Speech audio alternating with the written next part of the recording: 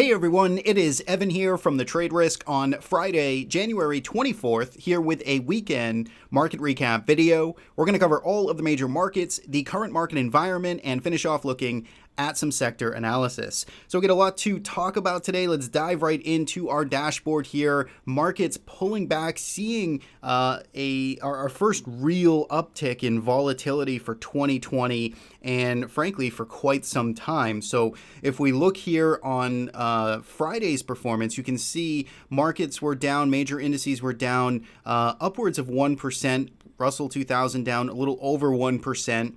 Rest of the majors, about 75 basis points or so.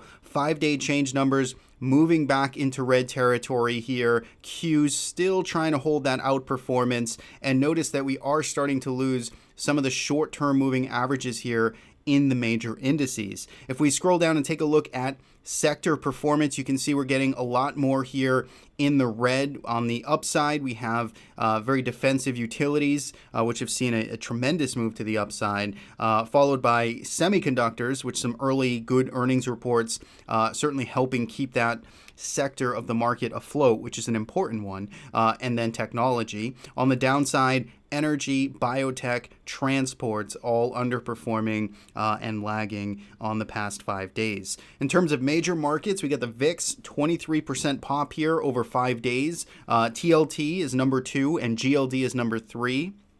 So that is your classic sort of risk-off allocation there in terms of outperforming markets. Volatility, TLT, and gold, that's classic right there in terms of safety rotation. On the downside, it's really commodities here, natural gas accelerating lower, oil accelerating lower as well, and then China also down 6% over the past 5 trading sessions. So let's look at the charts here. Let's take a look at where we come from, because it sounds like a preemptive sort of scary backdrop of what happened this week. But of course, when we put it into context of where we've been over the past 1, 3, 6, 12 months of trading, you can see here that the S&P 500, which is what we're currently looking at now on a weekly basis, and this is the cash market, is certainly pulling back here with this week's candle. But notice where it is in context of this uptrend is very much comfortably still in this rising channel that has been in place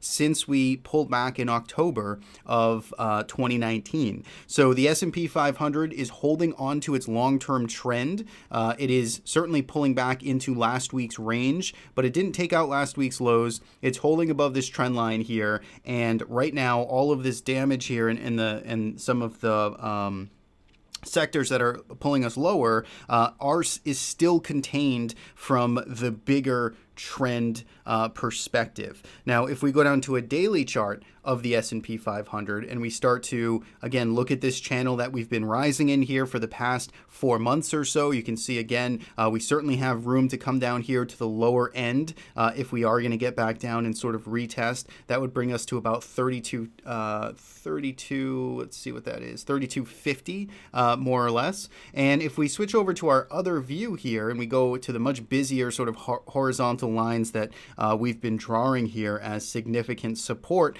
as the market continues to grind higher, we've continued to just map out these levels. And when we look here at the S&P 500, you can see we are actually starting to get a violation of some upper support here. So this latest gap up level from last Thursday is where we kind of had our first upper level of significance to pay attention to. You can see with Friday's candle, we put in a bearish engulfing bar here. So that means we gapped up above Thursday's highs and we proceeded to sell off and close and engulf all of the action from Thursday. In fact, it was nearly a 3-day engulf when you really think of practically 4 days when you factor in the fact that we opened up above the prior 4 days of trading, and then we engulfed really, gotta keep my eyes going back here because it's these 5 days. So 1, 2, 3, 4, 5 days that we actually engulfed here to the downside, and we did fill this gap as well today. So in the short term, if you're a very, short-term active trader, or if you've been looking for spots to perhaps hedge or just recognize a potential change of character here, I think you've got a day one to sort of take notice here. Don't know if this turns into a big pullback, or maybe this is the extent of the pullback. We have no way to know just yet, but certainly we can just look at the daily bar here, right? And look at this big red engulfing bar here. Look at the range from today. And if you just kind of look back here over the past several months of trading, you don't see anything that looks like that, right? Basically, this is the largest range to the downside that we've seen in quite some time. So that by itself is enough of a reason to sort of take notice. And of course, what you do with that information is going to largely depend on what kind of trader and what your strategy looks like. But we can clearly see that we have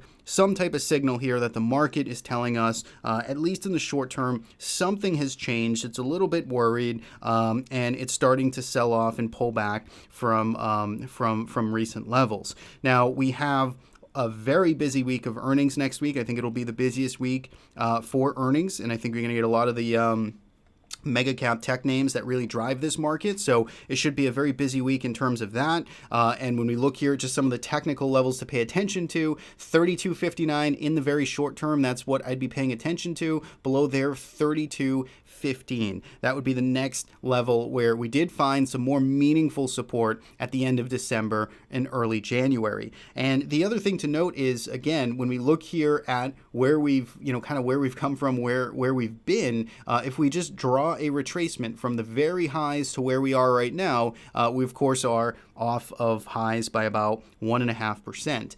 If we continue to find support at maybe this next 32.60 level, that'd be a 2.3% pullback off of highs. If we go down to that very next support, we're only talking about a 3.7% pullback.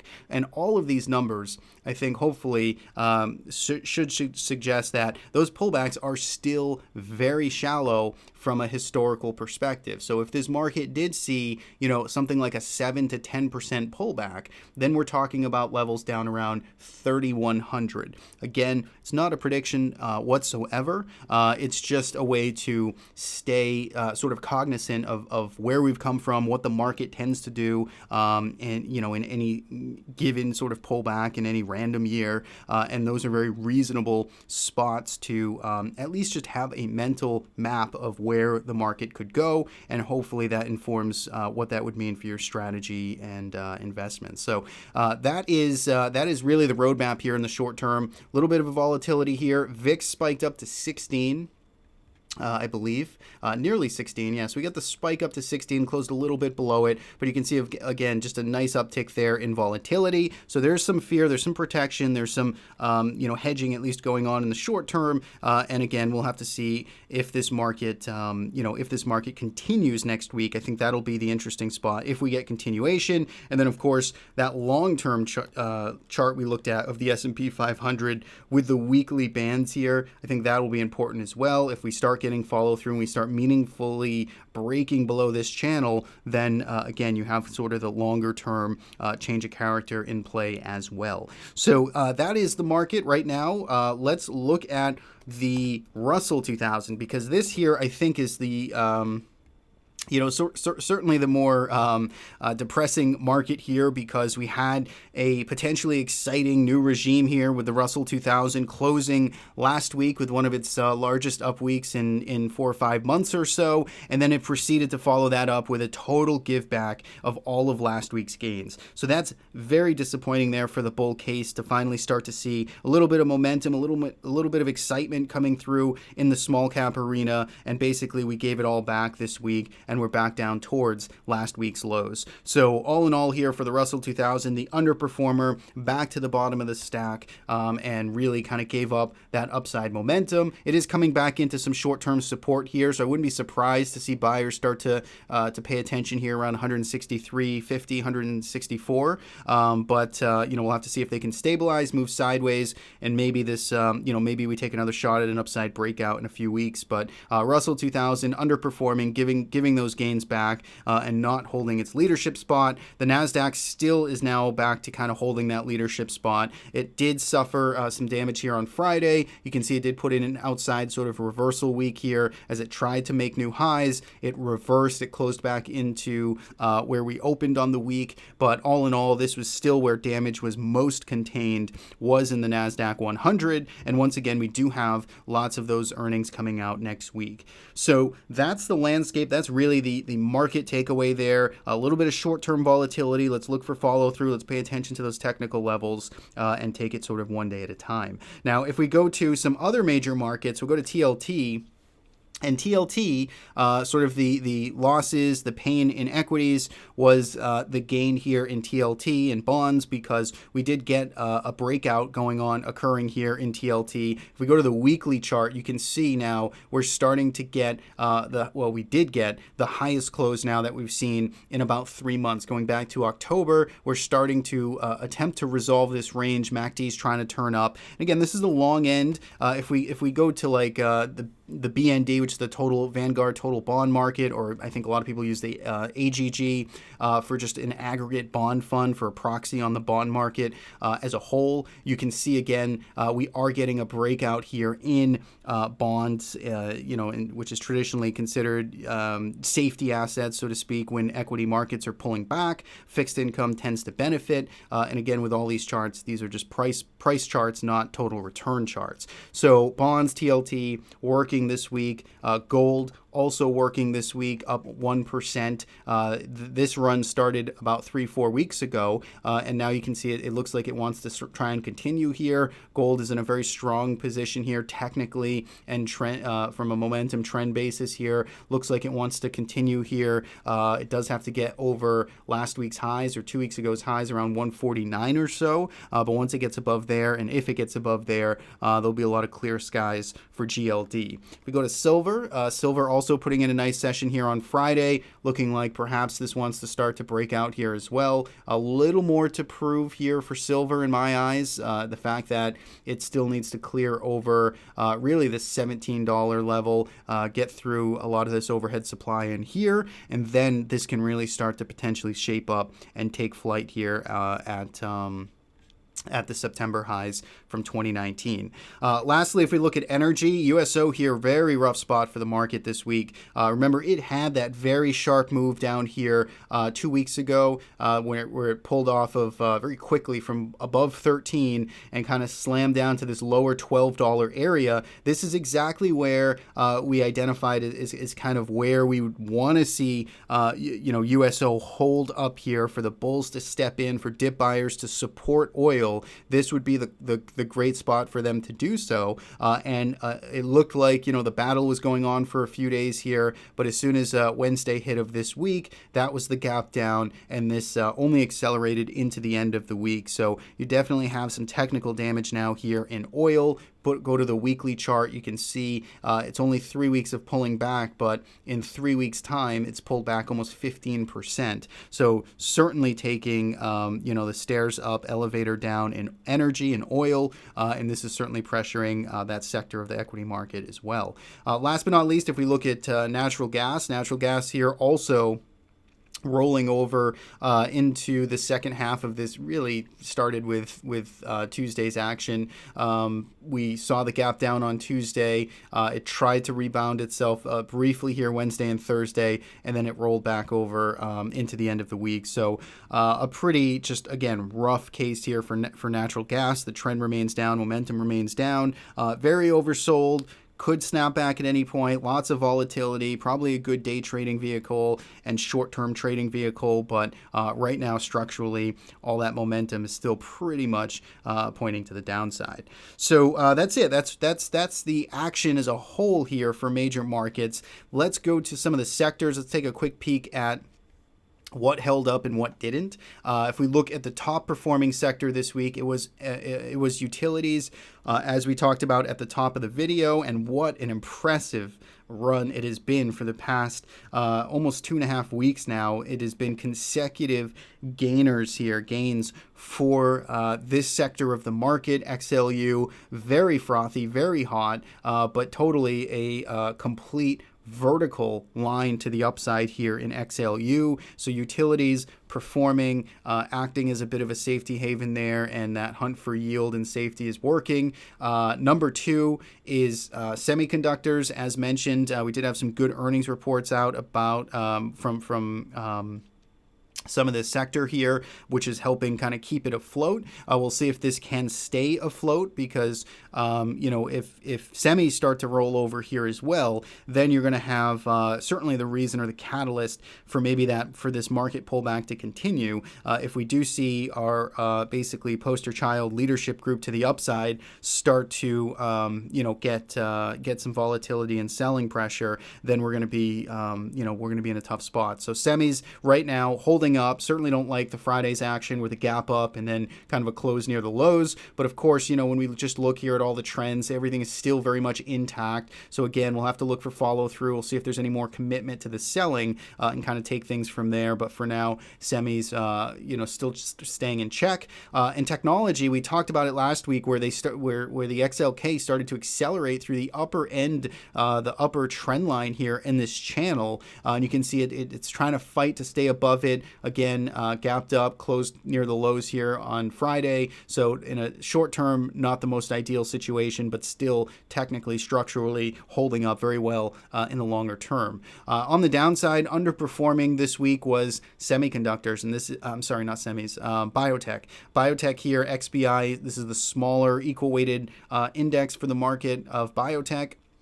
You can see this was down approximately 6% this week. And, again, context matters, because if you zoom out a little bit further, you can see that really the rally that started in October, under $75, had about a 32% run in about 2.5 months or so. So when we look here at where it is from those highs, it's about 8% of a pullback. And again, this is where the ratios matter. 32% up, followed by, an 8 to 10 or even up to 15% would be a 50% retracement.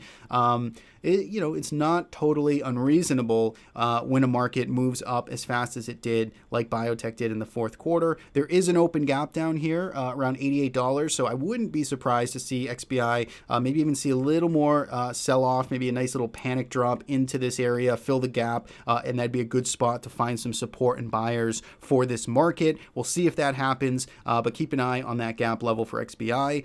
Number 2 here was XLE, so energy getting hammered this week, which makes sense given what some of that energy sector commodities did. You can see XLE falling back into this channel here, coming back to the 2019 lows, and it once again looks like it's in a very tough spot here. Tried to look at this as potentially bottoming out here over the past year or so, but this still looks quite difficult, especially when you have other sectors that are just structurally holding up much better. So XLE looking tough, but maybe some again, active trading, short-term stuff for volatility makes sense.